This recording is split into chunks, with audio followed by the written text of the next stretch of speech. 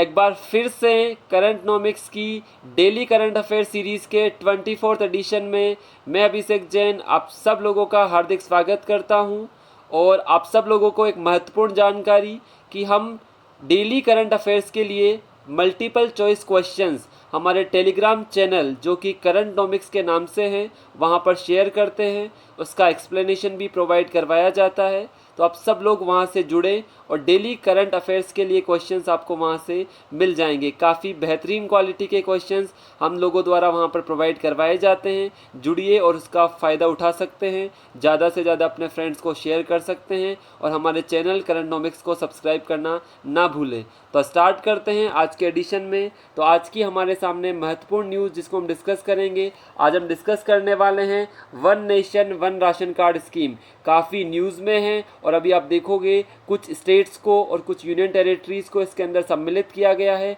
तो हम वहाँ से स्टार्ट करेंगे, स्कीम के बारे में जानेंगे, कौन सा मंत्रालय है, स्कीम का ऑब्जेक्टिव क्या है, कब से ये इम्प्लीमेंट होने वाली है, इसके बारे में सारी की सारी इन्फॉर्मेशन आपको यहाँ पर मिलेगी। दूसरी चीज़, आज एक और महत्वपूर्ण टॉपिक है, जियोग्राफिकल इंडिकेशन टैग मिला है कश्मीरी सैफरन को, जो कश्मीर की केसर है उसको यहाँ पर जीआई टैग मिला है। आप लोगों को पता होना चाहिए, कल के वीडियो में हमने डिटेल्ड डिस्कशन किया था जीआई के ऊपर और जीआई टैग के ऊपर, पूरा जाना था जीआई क्या होता है, कौन से एक्ट के तहत रेगुलेट होता है, जीआई के लिए क्या क्या कंडीशन है, क्या क्या बेनिफिट्स हैं और किन किन 3 चीज़ों को अभी जीआई मिला है। तो आप सब लोग जिनको जीआई के बारे में सारी इन्फॉर्मेशन जाननी है, जीआई वाला वीडियो हमारा ज़रूर देखें। कल के वीडियो के अंदर हमने इसका पूरा डिटेल डिस्कशन किया था, तो एक बार आप साइट पर जाइए यूट्यूब चैनल पर, वहाँ से वीडियो देखिए, आपको सारी की सारी इन्फॉर्मेशन मिल जाएगी। तीसरा आज हमारा टॉपिक रहेगा चकमा एंड हेजोंग ट्राइब। अभी देखोगे चकमा और हेजोंग ट्राइब को अभी तक अरुणाचल प्रदेश के अंदर कोविड-19 रिलीफ प्रोग्राम में इंक्लूड नहीं किया गया था। अभी हाल ही में हमारे नॉर्थ ईस्टर्न मिनिस्ट्री के द्वारा अरुणाचल प्रदेश को निर्देश जारी किए गए कि वो चकमा और हेजोंग ट्राइब को भी कोविड-19 रिलीफ प्रोग्राम में इंक्लूड करे। जानेंगे इन ट्राइब्स के बारे में, कहाँ से इनका ओरिजिन है, क्यों अभी तक भी इनको एज ए रिफ्यूजी पूरी कंट्री के अंदर घूमना पड़ रहा है, तो इसको डिस्कस करेंगे यहाँ पर। लास्ट हमारा पार्ट हम डिस्कस करेंगे मैपिंग के ऊपर, जहाँ पर स्पेशली हम नॉर्थ ईस्ट वाला मेघालय वाला पार्ट 3 हिल्स के बारे में हम डिस्कस करेंगे, गारो, खासी, जयंतिया, जहाँ से काफ़ी सारे एग्जाम्स में क्वेश्चन आते हैं, वो भी हम यहाँ पर डिस्कशन करेंगे। तो स्टार्ट करते हैं हमारे टॉपिक नंबर 1 से। आइए देखो, आज का हमारा टॉपिक नंबर 1 बना है one nation one ration card scheme. तो इस स्कीम के बारे में जानते हैं कि ये स्कीम क्या चेंजेस लेकर आएगी। तो मैं आपको छोटा सा इसका आइडिया देता हूँ, ब्रीफ में आप लोगों को समझाता हूँ। आप सब लोगों को पता है, अगर सोचो कोई भी माइग्रेंट वर्कर है या कोई भी फैमिली है जो अपने राज्य के बाहर अपने जीविकोपार्जन के लिए या एम्प्लॉयमेंट के लिए बाहर जाती है, तो क्या उसको वो बेनिफिट हर राज्य में मिल पाते हैं क्या राशन कार्ड के माध्यम से वो राशन हर राज्य में ले पाएगी क्या? सोचो कोई पर्सन केरला में है और वो बिलोंग करता है राजस्थान से, क्या वो केरला में वो बेनिफिट्स उठा पाएगा क्या? अब तक नहीं था, लेकिन आप देखोगे अब one nation one ration card के माध्यम से कोई भी पर्सन किसी भी स्टेट में, इंडिया के किसी भी कोने में उस राशन कार्ड के माध्यम से अपना राशन ले सकता है, चाहे वो गेहूँ हो, चावल हो, चाहे वो मोटा अनाज हो जिसको हम कोअर सीरियल के नाम से जानते हैं, उसका फ़ायदा उठा सकता है। तो ऐसे काफ़ी सारे बेनिफिट है जो one nation one ration card से मिलने वाले हैं। हमारी फूड सिक्योरिटी, हमारा नेशनल फूड सिक्योरिटी एक्ट जो 2013 में बना था, उसका भी काफ़ी ज़्यादा इम्प्लीमेंटेशन इसके माध्यम से हो सकेगा। तो जानते हैं इसके फीचर्स के बारे में। एक बार आप फोटो भी देख सकते हैं आपका राशन कार्ड का, किस टाइप का आपका राशन कार्ड होता है। ठीक है, अब देखो यहाँ से सबसे पहली चीज़ हम यहाँ पर एक न्यूज़ देखते हैं कि ये न्यूज़ में क्यों आया।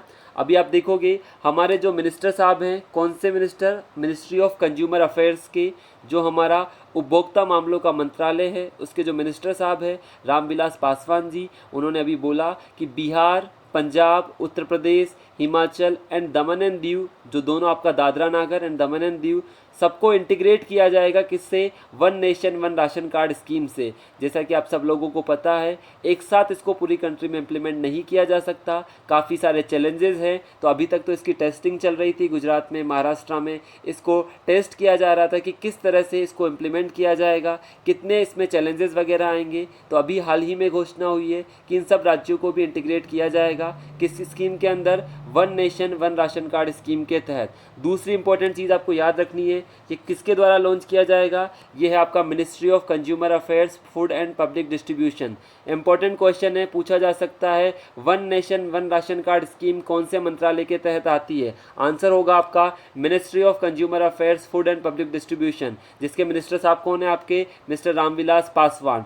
दूसरी सबसे इंपॉर्टेंट चीज़, कब से ये अवेलेबल होगा, 1 जुलाई 2020 से ये कंट्री में अवेलेबल करवा दिया जाएगा। धीरे धीरे करके इसको सारी कंट्री के अंदर इम्प्लीमेंट किया जाएगा। तीसरी चीज़, आप सबसे इंपॉर्टेंट चीज़ देखोगे, इस स्कीम के माध्यम से कोई सा भी बेनिफिशरी सारे के सारे बेनिफिट उस राशन कार्ड के माध्यम से कंट्री के किसी भी कोने में प्राप्त कर सकेगा। तो अभी तक आप देखोगे राशन कार्ड के माध्यम से हर जगह या हर राज्य के अंदर उसको बेनिफिट नहीं मिलता था। अब इस राशन कार्ड, जो कि पूरे देश के लिए एक राशन कार्ड होगा, उसके माध्यम से वो देश के किसी भी कोने में रहकर अपना लाभ उठा सकता है। तो देख सकते हो यहाँ पर क्या क्या इंपॉर्टेंट पॉइंट है मिनिस्ट्री के बारे में, डेट के बारे में, और उसका क्या क्या बेनिफिट्स आपको देखने को मिलेंगे। नेक्स्ट स्लाइड पर हम चलते हैं। नेक्स्ट स्लाइड पर आप देखोगे सबसे इंपॉर्टेंट जिसका ऑब्जेक्टिव है वो आपके सामने है कि बेसिकली जो आपका नेशनल फूड सिक्योरिटी एक्ट बना हुआ है, इसको हिंदी में बोलते हैं राष्ट्रीय खाद्य सुरक्षा अधिनियम 2013।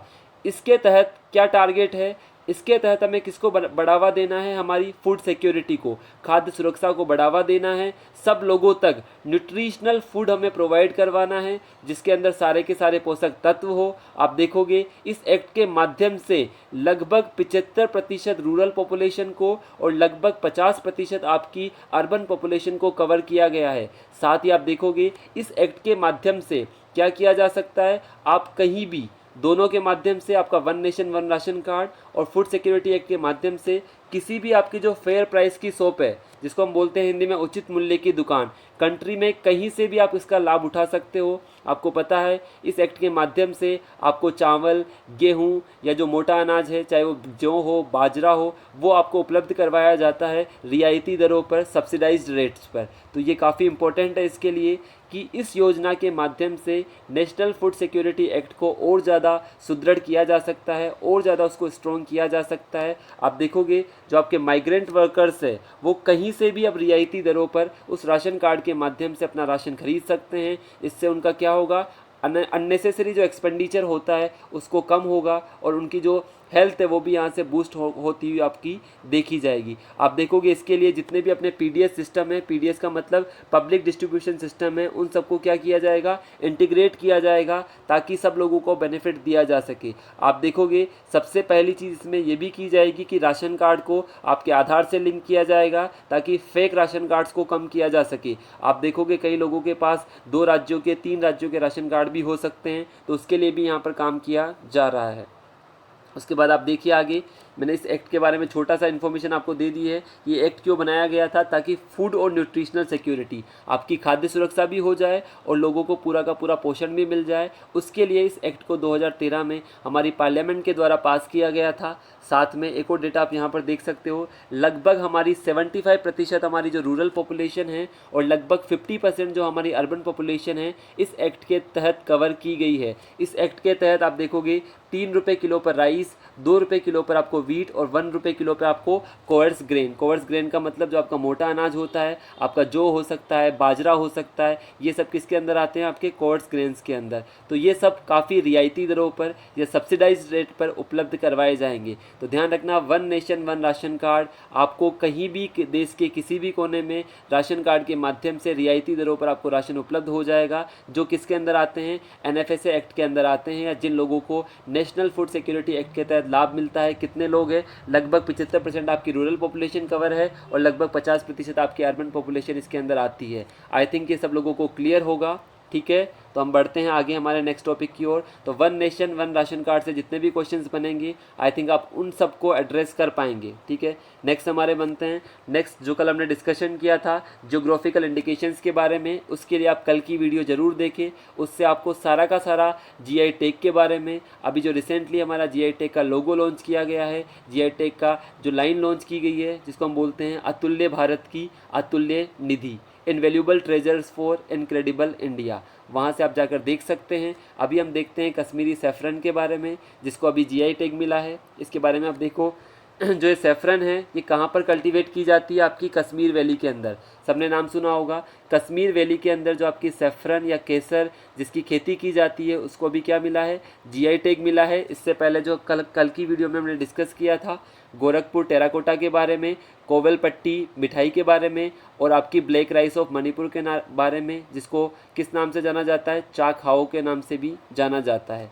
दूसरी चीज़, इस कश्मीर के सेफ्रन के बारे में अगर हम बात करें, जो सेफ्रन यहाँ पर कल्टीवेट की जाती है लंबी होती है, इसकी जो मोटाई होती है थिक होती है, इसका जो कलर होता है काफ़ी रेड कलर होता है, नेचुरल कलर होता है। इसके अंदर आप देखोगे काफ़ी एरोमा, काफ़ी सुगंधित होती है, बिना किसी केमिकल्स को ऐड किए बिना भी। ये जो केसर है प्राकृतिक रूप से काफ़ी सुगंध भरी होती है, ये इसकी यहाँ पर यूनिक क्वालिटी देखी जाती है। उसके अलावा आप देखोगे इस केसर के बारे में, ये जो केसर है आप देखोगे वर्ल्ड के अंदर आप देखोगे कितने एल्टीट्यूड पर, लगभग 1600 मीटर की ऊंचाई पर वर्ल्ड में एक ही ऐसी जगह है जहां पर सेफ्रन कल्टीवेट की जाती है, वो है आपकी कश्मीर वैली। तो ध्यान रखना है आपको, काफ़ी इंपॉर्टेंट चीज़ है आपके लिए, ठीक है। कौन कौन से रीजन में आप देख सकते हो, Pulwama district, Kishtwar district, Budgam district और श्रीनगर डिस्ट्रिक्ट के अंदर किसकी खेती की जाती है, आपकी सेफ्रन की खेती की जाती है। तो इसके बारे में आपको ध्यान रखना है कि अभी हाल ही में 4 प्रोडक्ट हो चुके हैं जिनको जीआई मिला है, 3 के बारे में हम कल स्टडी कर चुके थे और आज है हमारी कश्मीरी सेफ्रन। आई थिंक सब लोगों को क्लियर हो गए, ठीक है। उसके बाद आगे आ जाते हैं टाइप्स ऑफ सेफ्रन के बारे में, आप यहाँ से देख लेना। हम बात करेंगे आज किस कम्युनिटी की, हेजोंग और चकमा कम्युनिटी की। सब लोग ध्यान से सुनेंगे, ध्यान से समझेंगे क्यों यो न्यूज़ में है, क्या इनके इश्यूज़ यहाँ पर देखे जाते हैं। थोड़ा सा इनका डिस्क्रिप्शन मैं आपको दे देता हूँ। जो आपकी हेजोंग और चकमा है ये कौन से रीजन के रहने वाले थे, चितागोंग डिस्ट्रिक्ट के। चितागोंग जो आपकी हिल है जो कौन से एरिया में आती है, आपके बांग्लादेश वाले पार्ट के अंदर। पहले इसको क्या बोला जाता था, ईस्ट पाकिस्तान या पूर्वी पाकिस्तान के नाम से जाना जाता था। जब आप देखोगे 1971 के अंदर कौन बना था, बांग्लादेश बना था। उससे पहले ये पूरा का पूरा रीजन किस नाम से जाना जाता था, ईस्ट पाकिस्तान के नाम से जाना जाता था। तो आपके जो आपके हेजोंग और चकमा पीपल है आप देखोगे इस एरिया के अंदर रहने वाले थे, चितागोंग के अंदर। यहाँ से ये माइग्रेट होकर कहाँ पर चले गए, आपके मिजोरम वाले एरिया में, जिसको किस नाम से जानते हैं अपन, लुसाई हिल के नाम से जानते हैं। आपको यहाँ पर विजिबल होगा लुसाई हिल्स। उसके बाद कहाँ पर चले गए ये, सुबनसिरी वाला पार्ट, लोहित वाला पार्ट और तिरप वाला पार्ट, जो कि आपका अरुणाचल वाला पार्ट है और आसाम वाला पार्ट है। अरुणाचल को हम पहले क्या बोलते थे, नेफा के नाम से जाना जाता था, नॉर्थ ईस्टर्न फ्रंटियर एरिया। बाद में ये क्या बना, एक यूनियन टेरिटरी बना एंड बाद में फाइनली इसको क्या बना दिया गया, राज्य का दर्जा दे दिया गया। तो 1960 से ही इनका माइग्रेशन स्टार्ट हो गया था। जो आपकी हेजोंग और चकमा है 1960 से इनका माइग्रेशन स्टार्ट हो गया था। उसके 2 रीजन थे। पहले तो जो ये दोनों कम्युनिटीज़ थी इनका काफ़ी ज़्यादा यहाँ पर परसिक्यूशन होता था। दूसरा यहाँ पर जब एक डैम का निर्माण किया गया तो काफ़ी ज़्यादा यहाँ पर फ्लड वगैरह आने से ये लोग यहाँ से माइग्रेट कर गए थे। मैं आपको बता देता हूँ, इसका डिस्क्रिप्शन आप देख सकते हैं कि क्या क्या चीज़ें हैं यहाँ पर। तो पहले तो हम रिसेंट की न्यूज़ की बात करते हैं। आप देखोगे 1 मई 2020 को हमारा जो नॉर्थ ईस्टर्न रीजन की मिनिस्ट्री है उसने अरुणाचल प्रदेश गवर्नमेंट को दिशा निर्देश दिए कि जो आपकी हेजोंग और चकमा कम्युनिटी है उसको भी कोविड-19 रिलीफ प्रोग्राम के अंदर इंक्लूड किया जाना चाहिए। आप देखोगे जो ये दोनों कम्युनिटीज़ है ये बेसिकली कहाँ की रहने वाली थी, पूर्वी पाकिस्तान, जिसको अभी हम बांग्लादेश के नाम से जानते हैं। यहाँ से भागकर इंडिया में कब आई थी, 1964 के अंदर। सोचो 1964 से लेकर अब तक ये इंडिया में किस रूप से रहती है, रेफ्यूजी के रूप में या शरणार्थी के रूप में। अभी तक इनको सिटीजनशिप नहीं मिली है, अभी तक इनको लैंड राइट्स नहीं मिले हैं, बस इनको कुछ बेसिक राइट्स प्रदान किए गए हैं लेकिन सिटीजनशिप और लैंड राइट्स अभी इनको नहीं मिले हैं। आप देखोगे इंडिया के अंदर लगभग 1 लाख से ज़्यादा चकमा और हेजोंग रेफ्यूजी है हमारी कंट्री में। चकमा और हेजोंग को मिला के आप देखोगे 1 लाख से ज़्यादा है। अगर अरुणाचल की बात करूँ, अरुणाचल में 15,000 आपको चकमा मिलेंगे और 2,000 आपको क्या मिलेंगे, हेजोंग मिलेंगे, जिनको अरुणाचल प्रदेश के जो रिलीफ कैंप के अंदर क्या किया गया है, सेटल किया गया है। आप देखो इतने सालों के बाद भी ये अभी रेफ्यूजी के रूप में हमारी कंट्री के अंदर रह रहे हैं। तो यहाँ से क्वेश्चन बन सकते हैं चकमा और हेजोंग कम्युनिटी के बारे में, काफ़ी ज़्यादा न्यूज़ में है ये। उसके बाद अलावा आप थोड़ी सी और चीज़ें देख सकते हो। मैंने आपको बताया जो चकमा है वो कौन सी किसको मानती है, बुद्धिस्ट को, और जो हेजोंग है वो किसको मानते हैं, हिंदू को। आप देखोगे बांग्लादेश के अंदर इनका काफ़ी ज़्यादा परसिक्यूशन भी देखा गया क्योंकि ये क्या थे, नॉन मुस्लिम्स थे, ठीक है, क्या थे? नॉन मुस्लिम्स थे। हैजोंग कौन है? हिंदू। और चकमास कौन है? आपके बुद्धिस्ट है। आप इनका रीजन भी देख सकते हो। ये इंडिया में क्यों माइग्रेट हुए? क्योंकि 1960 में एक डैम था, कप्तई डैम, जो कि बनाया गया था कर्णापुली रिवर के आसपास। उससे भी काफ़ी ज़्यादा इश्यूज़ हुए थे, काफ़ी ज़्यादा फ्लड के इश्यूज़ थे। उसके अलावा आप देखोगे इनका काफ़ी ज़्यादा परसिक्यूशन होता था बांग्लादेश में। उसकी वजह से ये भागकर कहाँ पर आ गए? आपके आसाम वाले रीजन में, मेघालय में, अरुणाचल में। और आसाम में तो इनको किसका स्टेटस दिया हुआ है? शेड्यूल ट्राइब का स्टेटस भी इनको आसाम के अंदर मिला हुआ है, वो भी मैं आपको दिखा देता हूँ। लेकिन इनके पास कोई भी सिटीजनशिप नहीं है, लैंड राइट नहीं है। इनके पास क्या है? बस बेसिक कम्युनिटीज़ इनको प्रोवाइड यहाँ पर करवाई गई है। तो ये काफ़ी कंसर्न का इश्यू है हमारे लिए। आप यहाँ पर देख सकते हो, यहाँ पर आपको दिखेगा जो चकमा और हेजोंग थे, ये इंडिया के अंदर एंटर हुए थे। कहाँ से? आसाम वाला पार्ट है, मिज़ोरम वाला पार्ट है, यहाँ से होते हुए अरुणाचल में भी सेटल हो गए। कुछ लोग आसाम में हैं, कुछ लोग मिज़ोरम में हैं। तो ये काफ़ी ज़्यादा यहाँ पर इशू आपको देखने को मिलेंगे। आसाम का मैं आपको दिखा देता हूँ। आसाम में बेसिकली चकमा को क्या दिया गया है? शेड्यूल ट्राइब का स्टेटस भी प्रदान किया गया है। और हेजोंग जो है आपकी मेघालय की चौथी सबसे बड़ी एथेनिसिटी के हिसाब से आपकी जनजाति मानी जाती है। ठीक है, तो आप आसाम हुआ, मेघालय हुआ, अरुणाचल हुआ, यहाँ पर ये लोग सेटल्ड है, लेकिन इनको अभी तक सिटीजनशिप के राइट नहीं मिले हैं, लैंड राइट्स इनको नहीं मिले हैं। तो काफ़ी ज़्यादा यहाँ पर इश्यूज़ देखे जाते हैं। और आप देखोगे अरुणाचल में तो इनको कोविड-19 रिलीफ प्रोग्राम के तहत भी इंक्लूड नहीं किया गया था। अभी जस्ट हमारी गवर्नमेंट ने इनको डायरेक्शंस दिए, उसके बाद इनको यहाँ पर इंक्लूड किया जाएगा। तो हजमा जो आपका चकमा है और हेजोंग है, इनके बारे में आपको याद रखना है कहाँ से ये आई है, इनका क्या ओरिजिन रहा है। 1960 से लेकर अभी तक ये भारत में है, लेकिन अभी तक इनको सिटीजनशिप ग्रांट नहीं मिली है। ठीक है, तो ये सारे इश्यूज़ आप यहाँ पर देख सकते हैं। ठीक है, काफ़ी इंपॉर्टेंट एग्जाम के पॉइंट ऑफ व्यू से पूछा जा सकता है। जो चकमा है वो हिंदू है या बुद्धिस्ट है? हेजोंग क्या है? तो आप याद रखोगे एस से एच। एस से एच का मतलब हेजोंग क्या है? हिंदू है। और चकमा क्या है? आपके बुद्धिस्ट है। चकमा क्या है? आपके बुद्धिस्ट है। लास्ट आज मैपिंग वाला एक क्वेश्चन हम कवर करते हैं, जो मैं आपको दिखा देता हूँ यहाँ पर। ठीक है, मैपिंग वाला आज हम बात करेंगे मेघालय की। मेघालय को अपन पता है 3 पहाड़ियों में बांटते हैं। एक गारो वाला पार्ट हुआ, ठीक है, दूसरा आपका किसका पार्ट हुआ? आपका खासी वाला पार्ट हुआ यहाँ तक, एंड तीसरा आपका हो गया जयंतिया वाला पार्ट। ठीक है, तीसरा कौन सा हो गया? जयंतिया। 3 पार्ट में बांट दिया। ये वाला पार्ट हो गया आपका गारो का, ठीक है, उसके अलावा दूसरा ये वाला पार्ट हो गया आपका खासी का, और तीसरा आपका पार्ट हो गया यहाँ पर, जो मैं आपको दिखा देता हूँ। तीसरा ये पार्ट हो गया आपका जयंतिया का। तीनों आपको पार्ट यहाँ पर क्लियरली विजिबल होने चाहिए। ठीक है, तीनों आपको पार्ट विजिबल होंगे आई थिंक। देखो, ये वाला जो पार्ट है, ये वाला गारो हिल्स का है, ये खासी हिल्स का है, ये जयंतिया हिल्स का है। कई बार एग्जाम्स में पूछा जाता है कि इन तीनों हिल्स को कैसे अरेंज करो आप, पश्चिम से पूर्व की ओर या वेस्ट टू ईस्ट की तरफ इनको अरेंज करो। तो आपको याद रखना है, सबसे पहले गारो आती है, देन खासी आती है, देन जयंतिया आती है। कैसे याद रखोगे? सिंपल सी मैं आपको चीज़ से याद करवाता हूँ। गारा को आप हिंदी में, आप लोगों को पता हो तो क्या बोलते हैं? मिट्टी बोलते हैं। क्या बोलते हैं? गारा को हिंदी में मिट्टी बोलते हैं। अगर आप मिट्टी खाओगे या गारा खाओगे तो खांसी आएगी, क्योंकि ध्यान रखोगे अगर आपने मिट्टी खा ली तो आपको खांसी होगी। तो आप कैसे याद रखोगे? वेस्ट टू ईस्ट, जैसे हमने गारा या मिट्टी खाई तो हमें क्या आई? खांसी आई। तो सबसे पहले गारो आएगी, देन खांसी आएगी, देन आपकी क्या आएगी? जयंती आएगी। सबको याद रहेगा। अगर आपसे एग्जाम में पूछा जाता है इन तीनों पहाड़ियों को पश्चिम से पूर्व की ओर या पूर्व से पश्चिम की ओर अरेंज करो, तो आप कैसे याद रखोगे कि हमने पश्चिम से याद किया हुआ है, सबसे पहले मिट्टी या गारा खाएंगे तो हमें क्या आएगी? खांसी आएगी। तो सबसे पहले गारा खाया तो खांसी आ गई, और खांसी आई उसके बाद तो क्या हो गया आपका? जयंतिया, या आपको क्या हो गया? ठीक है, तीसरा आपका जयंतिया यहाँ पर हो जाएगा। एक और चीज़ मैं आपको याद कराता हूँ। यहाँ पर आप देखोगे कि आपका जो सबसे ज़्यादा बारिश होती है भारत में, सबसे ज़्यादा बारिश कहाँ पर होती है? एक लोकेशन है, वो आपकी कहाँ पर है? मासिनराम। आपने नाम सुना होगा। मासिनराम एक ऐसा स्थान है भारत का जहाँ पर सबसे ज़्यादा क्या होती है? भारत की बारिश होती है। वो कौन सी पहाड़ियों में पाया जाता है? आप लोगों को ये तो पता होगा कि वो स्थान कहाँ पर है? मेघालय में है। लेकिन कौन से स्थान पर मिलेगा? आपका खासी पहाड़ियों में। कैसे याद रखोगे? जब आप लोगों को खांसी होती है तो कफ निकलता है, तो मतलब बारिश होती है। तो सबसे ज़्यादा बारिश कहाँ पर होगी? आपकी खांसी के अंदर। तो क्या याद रखना है? गारो, खासी, जयंतिया। और जो आपका मासिनराम एक ऐसा स्थान है जहाँ पर इंडिया में सबसे ज़्यादा बारिश होती है, वो मेघालय में कौन सी पहाड़ियों के अंदर मिलता है? खासी के अंदर। कैसे याद रखोगे? खांसी में कफ निकलता है तो मतलब बारिश हो रही है, आपको याद रहेगा कि खांसी के अंदर। तो आज हम इतना पार्ट आप लोगों को याद करवाऊंगा। नेक्स्ट सीरीज़ में और भी नई नई चीज़ें हम नॉर्थ ईस्ट से रिलेटेड लेकर आएंगे। तो आज हम इतना ही रखते हैं। आप सब दोस्तों को शेयर कीजिए, आई थिंक आप सब लोगों को पसंद आएगा। लाइक कीजिए, शेयर कीजिए, सब्सक्राइब कीजिए। अब नेक्स्ट वीडियो में हम जल्दी मिलेंगे, और साथ में कुछ और नई सीरीज़ भी आपके लिए लॉन्च करने वाले हैं। तो धीरे धीरे आप देखोगे करंट नॉमिक्स के माध्यम से आपको काफ़ी फ्रूटफुल, जो आपके एग्ज़ाम में काफ़ी ज़्यादा हेल्प करेगी। मैपिंग की सीरीज़ भी हम जल्दी अलग से लाने वाले हैं। हम कोशिश कर रहे हैं कि राजस्थान मैपिंग को और इंडिया की मैपिंग को हम अलग अलग लॉन्च करें। तो जुड़े रहिए हमारे साथ, हम काफ़ी सारी वैल्यूबल चीज़ें आप लोगों को लेकर आने वाले हैं। Thank you very much. मिलते हैं हमारी नेक्स्ट सीरीज़ के अंदर।